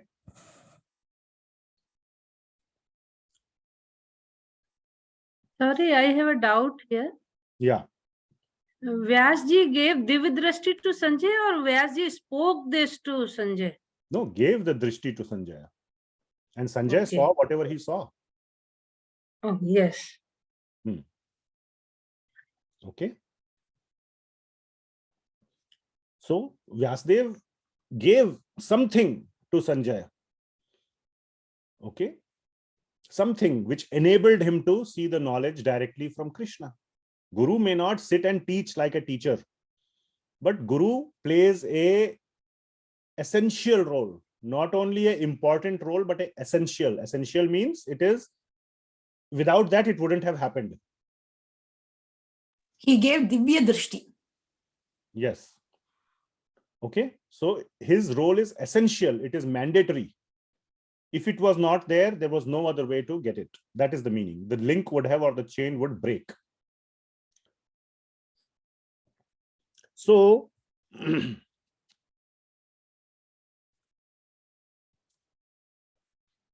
etad guhyam aham param. Now, another important point. Yogam Yogeshwarat Krishnat Sakshat Kathayatah Swayam. Who is himself speaking this knowledge? He is Yogam Yogeshwarat Krishnat. So what does this mean? Yogam Yogeshwarat. I'm just writing it in different sort of words, different sort of transliteration. Krishnat. So what it means is that he is Yogeshwara. Yogeshwara means the Ishwar of all yogas. Yogam Yogeshwarat. Of all the yogas, he is the Yogeshwar. He is the master of all yogas. What does this mean? This means that Krishna, From the very source. Yes, Very ma'am. basic source. Let me don't break my chain of thought. Okay. When I ask a question, then you can respond. Sorry, Prabhuji. So, what was I saying? Yogeshwarat. So Krishna is the Yogeshwar of all the yogas. I was going to say that. Yeah, this is coming from, so this is coming from Krishna, who is Yogeshwar. I'm repeating myself. I'm trying to remember. Who is a Yogeshwara, which means it is not sectarian. It's not only for Hindus or for Vaishnavas, not for Shaivas, not for any other people. It is for everyone. Any type of yoga. All types of yoga. Yogam, Yogeshwarat. Yoga means what? Yoga means anyone who wants to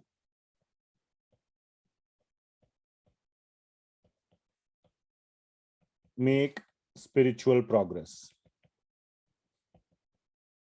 Okay, or we can say who wants to connect with the Supreme.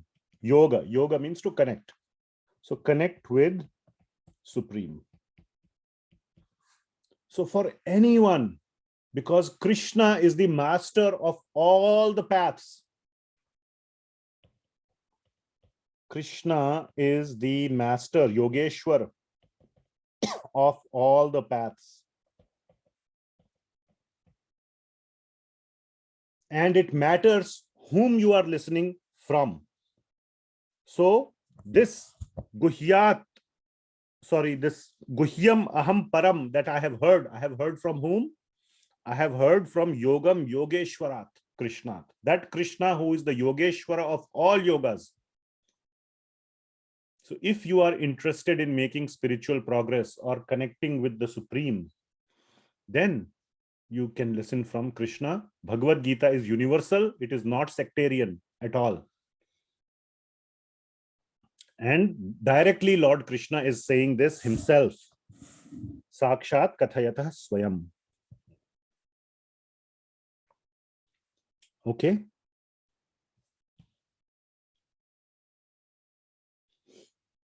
All right. So we covered 18.75.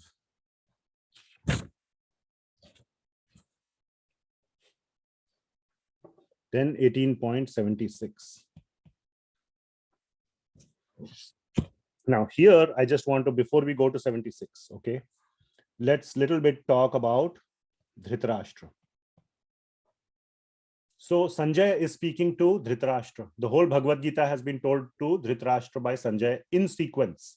So that criteria that we just mentioned half an hour or 45 minutes, whenever we discussed, that criteria has been met, that it is in sequence. But where is the criteria of some bhakti? Little bit bhakti should still be there. So let me tell you the story behind that. Some bhakti was there for Dhritarashtra to begin listening to Bhagavad Gita. Okay. So many of us have this understanding that Bhagavad Gita was, obviously it occurred in the beginning of Bhagavad Gita, of the battle. We saw in chapter 1 itself, where Arjuna says, take my chariot in the middle, the conches are being blown, the battle is ready to be fought. Okay. When did Dhritarashtra hear it from Sanjaya? Anybody knows? 9th day of the war. You are off by one, Mataji. 10th day. What happened on the 10th day? Anybody knows? Bhishma Next day, Pitama. Bhishma has to come. Not Next day, Bhishma has to come. Bhishma is gone. Not next day. He is gone. He is Bhishma gone. Pitama fell. Bhishma Pitamaha died, or he fell. Not died. He fell on the, like you are right, on the Sharshaya. on the, what did you say? Shaya. Sharshaya. Sharshaya. Sharshaya. Okay, the arrows, basically, the bed of arrows. You must have seen that famous picture, Bhishma, because he had Ichha Mrityu, and of course, one of the versions, the sort of, for those who don't, please mute. For those who don't have faith on Krishna, the understanding is, oh, he was waiting for the right planets to align. Okay, but the real understanding, as we get in Bhagavatam, is that he was waiting for Krishna to come, and he wanted to leave his body looking at Krishna. So in the Bhagavatam, 1st canto, 12th chapter, no, not 12th chapter, sorry, 9th chapter, after Kunti Devi's prayers. The 9th chapter is the departure of Bhishma Dev. You can see he left his body looking at Krishna. So that is what he was waiting for. Anyway, so when he fell on the 10th day, that was a massive, massive event. It was a massive event because Bhishma was undefeatable. Undefeatable. And of course, by Krishna's, whatever, we can have a separate discussion. Krishna only goes and asks not Krishna. Arjuna goes how to defeat you. He tells about Shikhandi and all that stuff. And then Arjuna is able to defeat Bhishma. But that event was like a earthquake. It was like a seismic event in the Kaurava army. And then you should read that portion of Mahabharata if you so desire. Everybody was shaken to the core. That was the first time they got this feeling that we may lose. Okay. And that is when Dhritrashtra also was completely shaken. And there are verses in the Mahabharata, you should read those verses where he acknowledges Krishna is the Supreme Lord. And we should do as per his desire.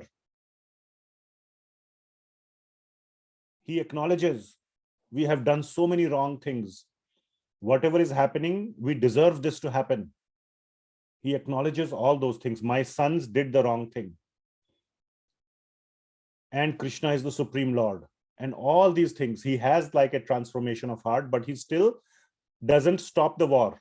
All his 100 sons were still alive at that point. He could have saved them if he wanted. Anyway, at that point, so do you realize at this point, Dhritarashtra has some bhakti. What is bhakti? Or the beginning of bhakti is to acknowledge Krishna as Bhagavan. Yogam Yogeshwarat. Bhakti out of fear? Bhakti out of fear. Yes, correct. Very nice. Thank you for pointing out. But there was some beginning of bhakti. FDDL. First stage is F. Oh my God. अब क्या होगा? अब मेरे बच्चों का क्या होगा? Okay, so he got that fear in his heart. Then he inquired from Sanjaya. Till this time, he was super confident. We will win. If Bhishma is there, how can we lose? Bhishma equal to victory. Then he tells to Sanjaya, what happened? Tell me the whole story of the 10 days. He was so curious as to what happened in all this time. Now he's looking at the news channel. You know, when 9/11 happens, then you turn on the news. What happened? Then you get a full news report, isn't it? So then he turned on the news channel. Oh, Sanjaya, you have this power. Can you please tell me what all happened? Then Sanjaya starts narrating from what he had already seen. So in Sanjaya's memory, everything is recorded perfectly by the mercy of Vyasa. He is like a video recorder, VCR. He's recording all the channels. These days, earlier you used to have this thing, no? You can record the channel. If you miss the TV serial, then you can see it later. So he's like that DVR. It's called DVR or something like that. So he was recording it. Then on the 10th day, when there is this bhakti in his heart, I want to hear what Krishna and Arjuna were talking. Then he hears the Bhagavad Gita. But our situation is such that even after hearing Bhagavad Gita, sometimes we don't fully take shelter of Krishna. So many people are there like that. So many people. So we are like a combination, hybrid between Dhritarashtra and Sanjaya. So we have to think, are we completely like Dhritarashtra? Because if he wanted, he could have stopped it. At that point, he got the realization that wherever there is Krishna, that's the last line of Bhagavad Gita. Yatra Yogeshwarat Krishna. So he got the realization that apni to haar kya bolte hain pakki hai. We are going to lose for sure. But very soon that feeling went away. It disappeared. So when we are reading Bhagavad Gita, we get very charged up. We may have some little bit of roma, harsana, adbhut feeling, but very soon it dies also. So we will see how to keep that feeling alive. That is what is coming up in the next verse. Okay, so that is the connection between what I wanted to say and the next verse. So 18.76, and the result answer is Now here is the answer. Rajan samsmritya samsmritya. Samsmritya samsmritya is the answer. Again and again, keep reading, keep reading, keep reading. Don't stop after the first reading. Rajan samsmritya samsmritya samvadam imam adbhutam Keshava Arjunayo. What happened to my... 1 second. My book got closed. Samvadam imam adbhutam Keshava Arjunayo punyam hrishyami cha mohah mohah. So what is the meaning of this? The meaning is samsmritya samsmritya.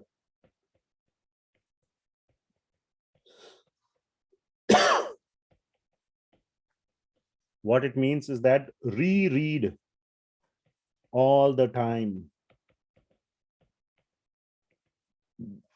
So what is Sanjaya saying? That I am recalling this conversation in my mind over the last 10 days. Ever since I heard it, I have been recalling it again and again. Samsmritya, samsmritya. So reread Bhagavad Gita. Don't stop after first reading, second reading, etc. Okay. And why? Because we forget. We are forgetful people. And even better, samsmritya. Smritya means smarana, to remember. Better memorize the whole thing.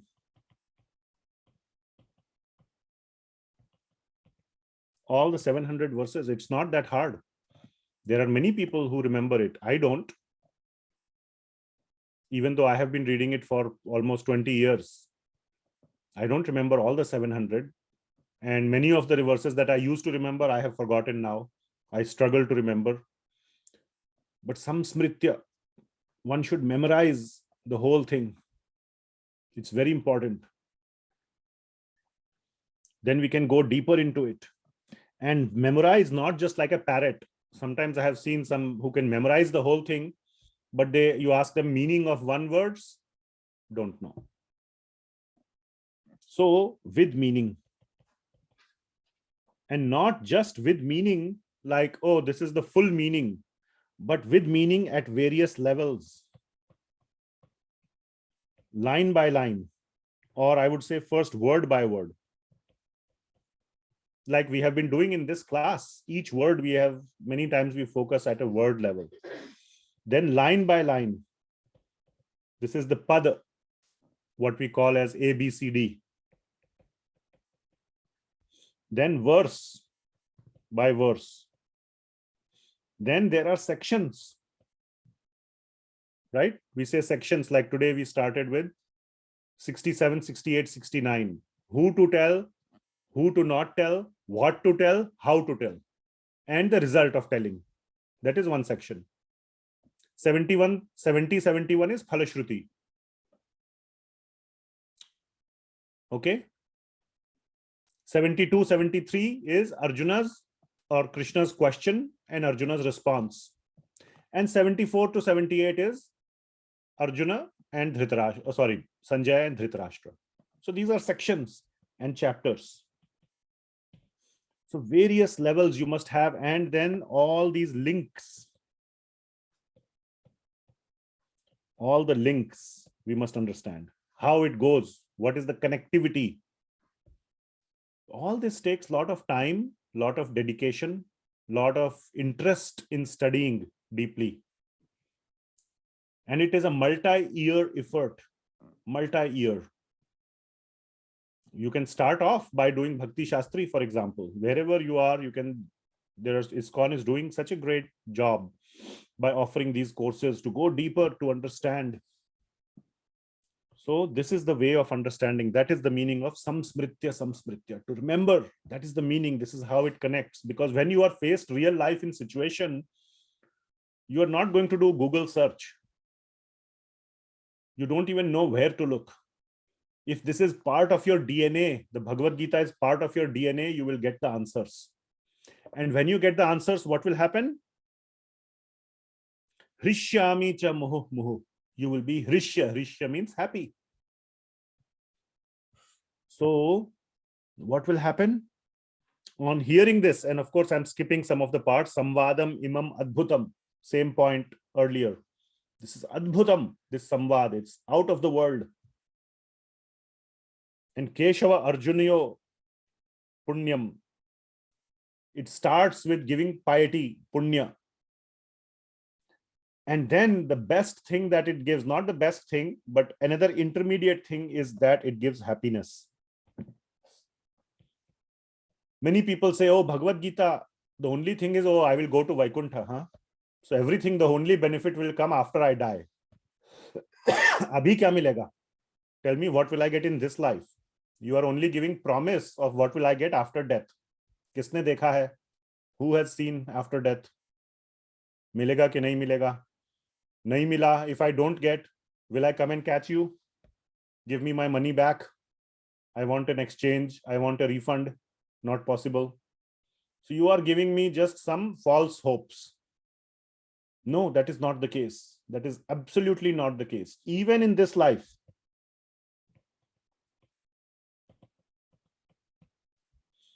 you don't have to wait for next life. This life becomes, even if you don't complete the journey, this life becomes pious, punya.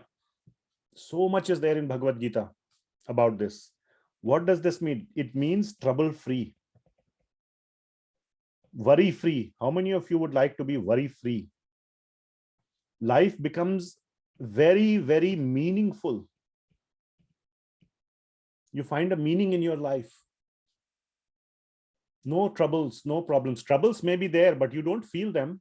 Then what's the problem? Isn't it? If I am lifting 50 kilos, I will have a lot of trouble. But if a heavyweight lifter, he's lifting 50 kilos, he will have no trouble. The trouble is not in 50 kilos. The trouble is in who we are when we try to lift a certain weight. If we can become like the heavy lifter, then 50 kilos, no problem. He can lift it very easily. So we cannot say, oh, trouble to hoga. No, that is like saying that you are saying 50 kilos is the problem. 50 kilos is not the problem. The problem is our muscles have become so weak. Okay. So you would like to be trouble-free, worry-free, have a life full of meaning, full of purpose. This is all about this life. And then, so this is harshayami, hrishyami rather. Happiness. And then muhu. This happiness, the supreme happiness that you can get in this life is everlasting. Or muhu means again and again. Okay, it is not like a temporary happiness. You go buy a new car. For 1 month, you feel like, oh, my new car. After that, it becomes dirty and then you don't even want to, clean it with a vacuum cleaner. Isn't it? Becomes normal. Then you find something new to become happy. Or if you eat laddu or whatever, so many examples, all happiness in this world is temporary. This happiness from Bhagavad Gita is muhu. If you read it in this way, samsmritya, then this happiness becomes hrishyami muhu. It is everlasting even in this life.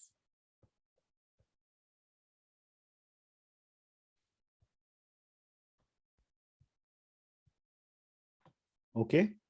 Then 18.77. We are going to go a little bit beyond. If you want to drop, please drop. Those who would like to share something after the class, off the recording, please also stay. But if you are getting late, you can drop out. Can we take a picture of all the participants? My wife is saying, can we take a screenshot of all the participants? But that depends on if you want to turn on your camera.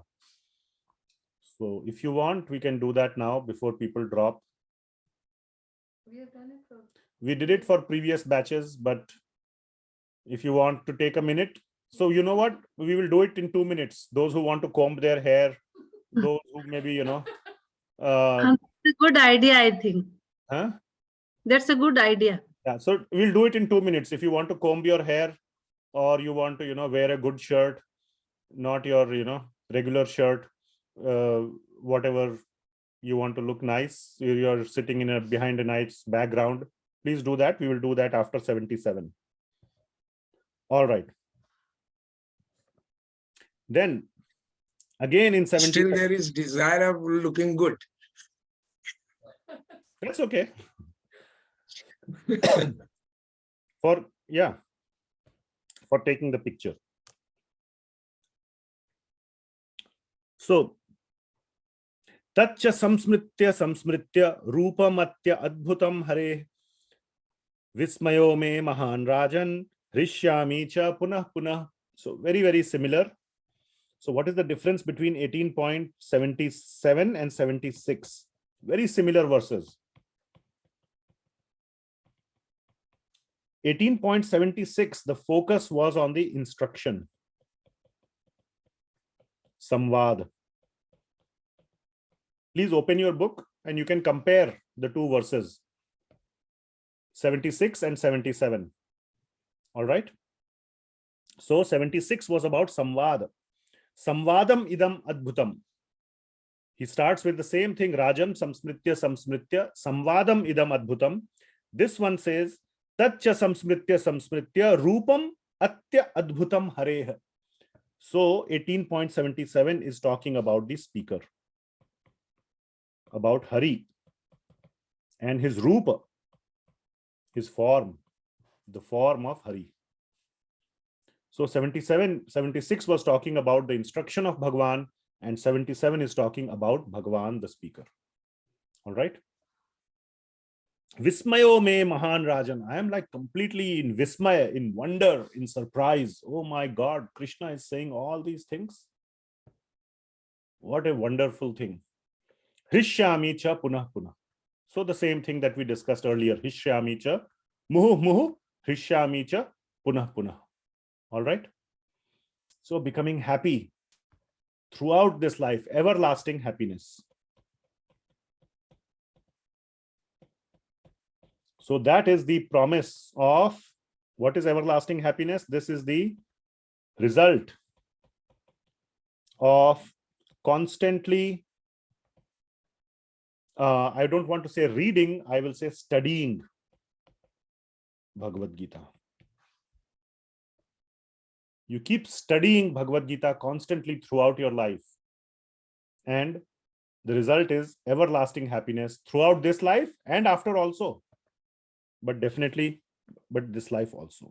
Okay, so that was 77. Let me just see my notes.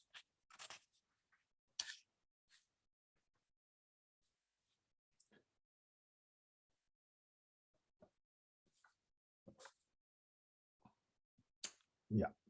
Okay, so now last verse, 18.78. So before that, let us do a quick picture.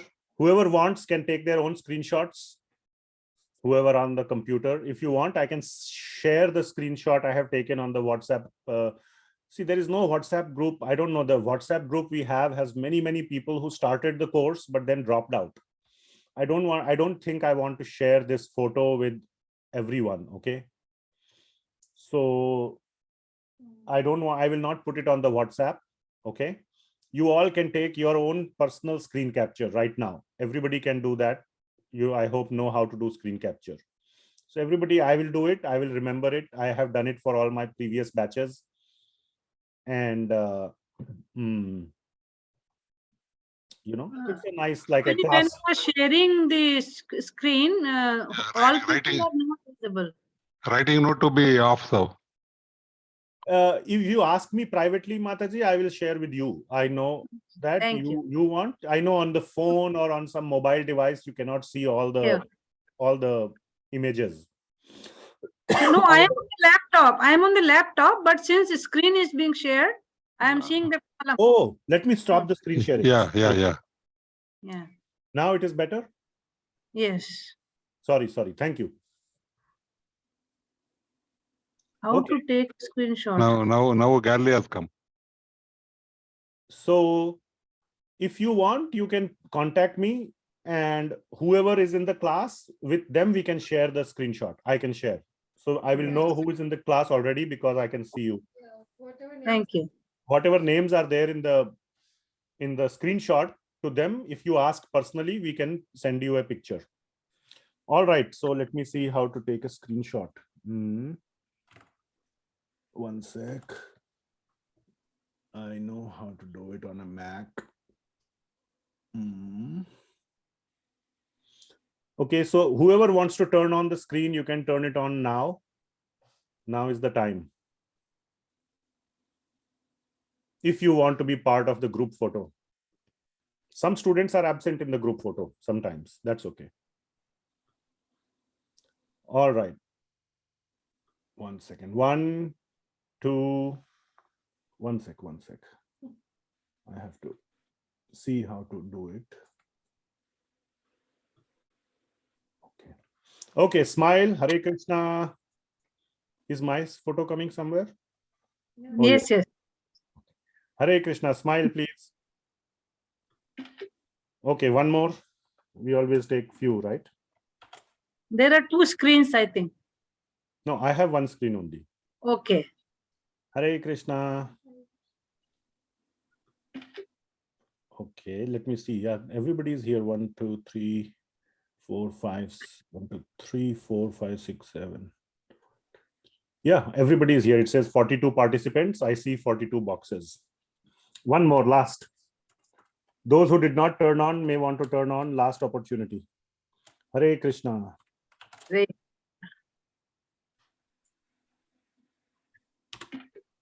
Okay, done. I took 3. Now you can let me know if you want it. I will share it with you. It was nice to see everyone. I have class at 9. Today is working day for me, so I will leave slightly early. Okay. Well, you Maybe have been 10, 15 minutes to 9. Oh, and what time it is now?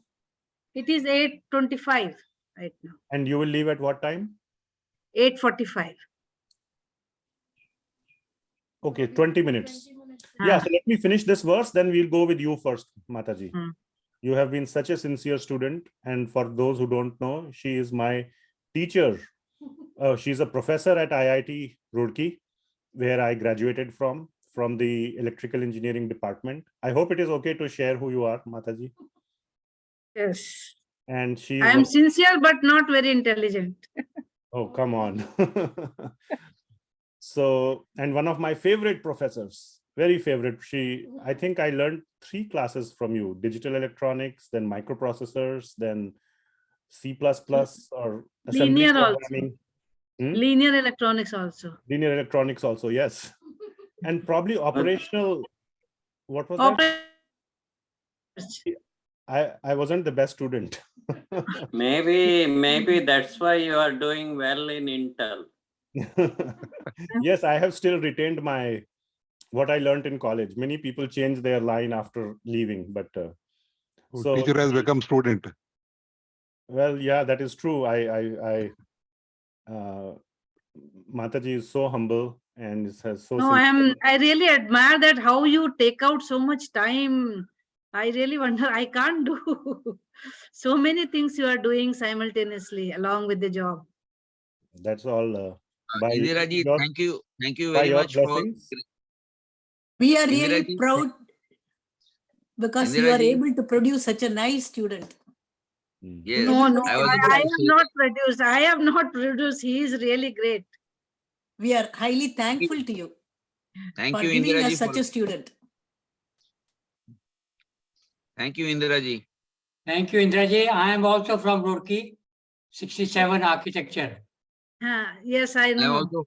I am also from Roorkee, 1968, mechanical. Okay. Subhash Garg. All right. Okay, so let us complete one last verse and then we will do the little bit sharing. Okay. Ji Prabhu.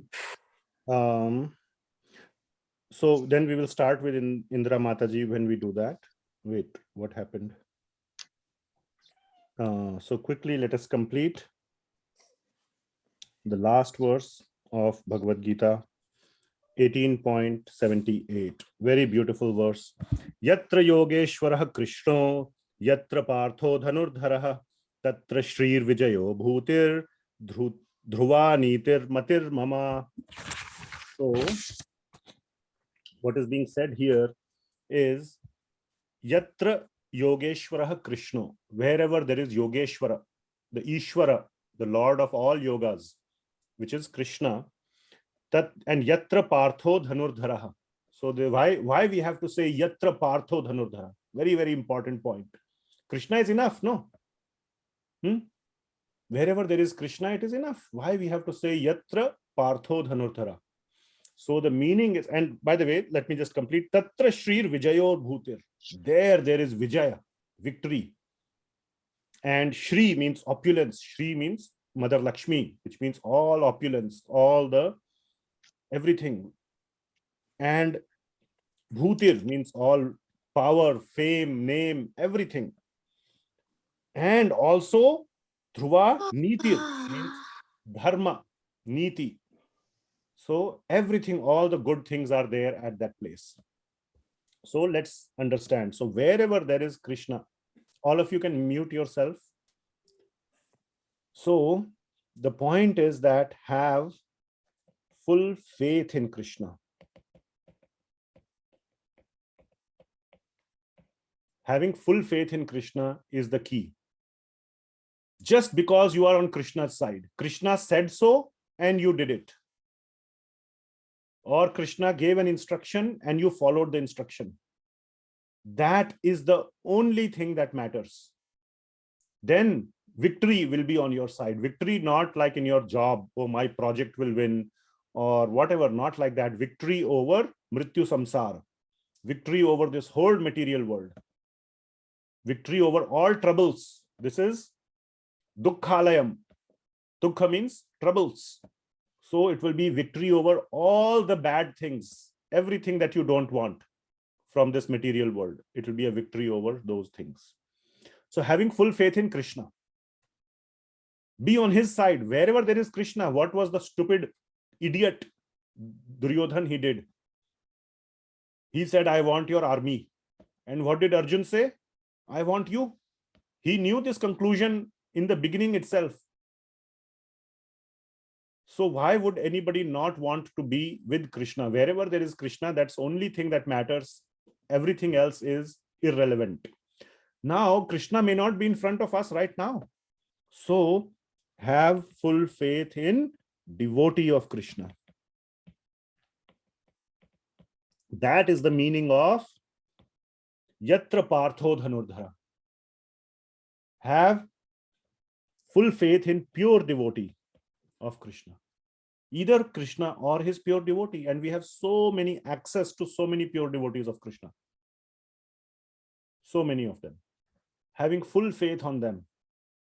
Because you cannot do samvad with Krishna. Can you do samvad with Krishna today? Can you? If you have a doubt.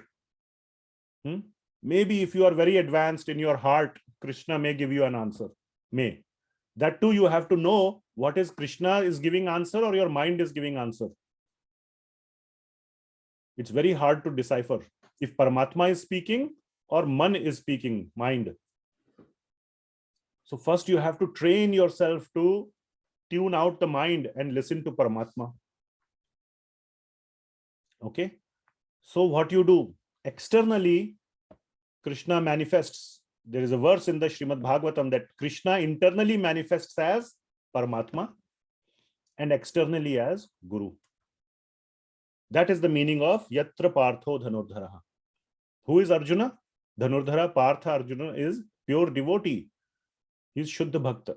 So pure devotee of Krishna. We must, wherever there is pure devotee of Krishna, there is victory, there is all name, fame, victory, everything that we desire in a good sense. Nitir, Dhruva Nitir, not like I want victory in Ukraine war, or I want victory in my project.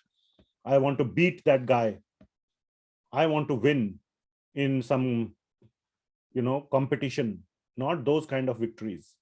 Victories that are Shastrik, Dharmic victories, which means victories over this, our sinful propensities, this material world, mrityu samsara. Okay, so that is the meaning of 18.78. So the last verse says having full faith on Krishna, because just be on Krishna's side, then everything will be in your favor. Everything will work out in your favor. All right. So that was the essence of the last 5 verses. The final declaration by who? Sanjaya. So that concludes our discussion on the entire Bhagavad Gita. Srimad Bhagavad Gita ki jai, Srila Prabhupada ki jai. Hare Krishna. Are there any comments or questions on today's class? We are still recording. So anything pertaining to today's class?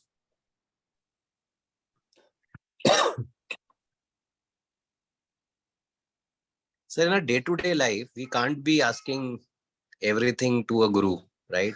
We also have to rely on our own conscious. So do we speak to Krishna at every moment when we take, when decisions are taken every moment, right? So we can't be going to a guru for everything. So that is why you must understand and learn Bhagavad Gita, and so that you can use the knowledge of Bhagavad Gita, the principles, yourself.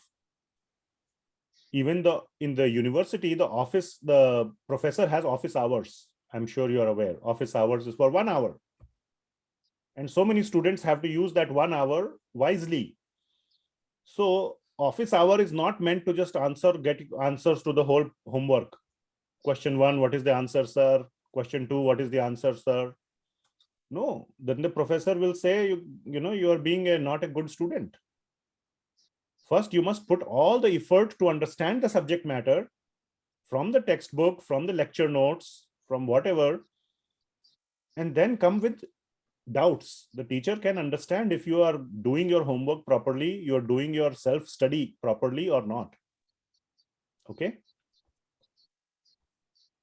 And sometimes the understanding comes with time. So there are 4 parts to understanding. Okay. The first part is from Guru. 25% of understanding comes from Guru. Okay. Which is also from the Shastra, because Guru is telling the Shastra. 25% comes through association of devotees. Okay. 25% comes from Swadhyaya. Alone, you sit down and study and understand. Okay. And last 25% comes from time. Okay. Which is called maturity, experience, etc. with time. So there is Guru. There is discussion in association. There is Swadhyaya. You sit down and understand, which is what you are saying. You cannot run to Guru. You cannot eliminate this 25% of Swadhyaya, Swa-adhyaya, and put it in the Guru basket and make that 50%. No, that is still 25%, and there is Swadhyaya 25%. And some of it you have to just wait. Time will enlighten you. Okay. So going to Guru is not a replacement for Swadhyaya. We must put in serious effort to understand on our own first. Got it? Did I answer your question? Ji Prabhuji. Don't think, oh, I don't have Guru. Now who will explain? Or now what's the point? Let me not do anything. Let me give it up. No, not at all. Yes, Surya Prabhu. Prabhuji, in extension of distribution of business card, can we use the social media about the information about books of Veda base? Yes, social media, you are just kind of putting it out there. Okay. What I would recommend is one-to-one or direct personal contact. So it's not like putting it on your Facebook. Okay, whoever reads, reads. Whoever doesn't read, doesn't read. Yes, definitely it is better than putting some nonsense or some other materialistic thing. But Wherever Krishna looks at our effort, Yeah. whichever has more effort, your heart is getting put in it, do that. And the best is one-to-one or one-to-many, but at a personal level, where there is a personal touch. Social media, what happens is that the personal touch is lost. In general, it is In impersonal. WhatsApp groups, we have friends. So many friends are there, so we can bring the information to their notice. Sure, absolutely, you can do that. But also, in addition to it, I'm not saying don't do that, and don't consider that, oh, I have done. Okay. Correct. Only passing on the information to some people. Then call them up later and say, hey, I sent something. Did you read it? What do you think? I want to share something from my life. This, that, like that. Create a personal touch. Second And thing, business card we can give to thing- the people who are not connected with us also, no? Yes. Yes. But social media, all are not connected, no? True. So one can argue that in social media we have more outreach. One yes. can think that way than personal connections. People are part of many groups, like you may be part of, I don't know, Roorkee alumni. You may not know everyone, but maybe there are 10,000 people there. So that is good. But also, my point is, don't stop there. Keep putting in the effort. Okay. Second thing, Prabhuji. So all these months you have taken trouble and you taught us. And what Guru Dakshina we can give through Zoom. Guru Dakshina. So that is a very important point. Actually, I wanted to talk about it. So by God's grace, I have enough to maintain my life. So wherever you are, there must be a ISKCON temple. Go and give some Guru Dakshina in the temple. You can consider it as Guru Dakshina. All right. Okay. And as a money, direct money, I'm saying, go distribute this knowledge of Bhagavad Gita. I will consider that as my Guru Dakshina. Okay, so share it with many people as you want. Distribute Bhagavad Gitas. Any ISKCON temple close to you will be happy to give you books. You can purchase the books at wholesale rate. You can tell them that I'm going to purchase it from you at a wholesale rate, and you go and distribute it to people. If they give donation, you bring it back and you can keep it for yourself. Whatever you have paid to the temple, that much you can keep. Anything over that, you donate it back to the temple. So you will be like, it's not like you are, you will be net zero, and anything on top of it you make, donate it back to the temple. So you are putting in 100% effort from your side, and you don't have to put in any money in that way. If you want to put money, you can do that too, but I'm giving you an option which doesn't require any money. In this way, you can distribute the books, and you can do so many other things, so many things. Okay, very nice. Thank you, Prabhuji. And another thing that you can do is that, if you want to do programs with me, with small people, to introduce Bhagavad Gita for next batch or something, you can organize small groups where, if you want to do an introduction session or just talk some Krishna Katha, you can do that also. And for those who are, especially those who are local to Portland, if you are away, we can consider doing something on Zoom, or you can do it yourself at your own level if you feel confident. But be very careful, practice it. Make sure you don't become like a guru or holier than thou. Ki, come, I will teach you. You are very low, I am very high, I will give you something. Not like that, not with that mood. That is far away, but we will introduce to you only. Okay, so now, Mataji has to leave. Yes, Subhash Prabhu, 10 seconds, very quick. How do I stop noise of my mind? Okay, let us talk about that. That's a very loaded, big question. And the first thing to stop noise of your mind is to do some japa, high quality japa. That is very straightforward, number one answer. Number two, meditate deeply on Bhagavad Gita. Okay. Got it. Thank you. So those two things, Shravana, Kirtana, those are directly in those areas. All right. I don't see any more questions. Thank you, Prabhuji. So we will stop the recording here. Thank you so much. It has been a pleasure to be in the Bhagavad Gita course with all of you. Hare Krishna, Srila Prabhupada ki. Hare Krishna, Prabhuji. Hare Krishna. Hare Krishna. Hare Krishna. Don't go away. Don't go away. I'm going to stop the recording. Thank you, Hare Krishna. Hare Krishna. Hare Krishna.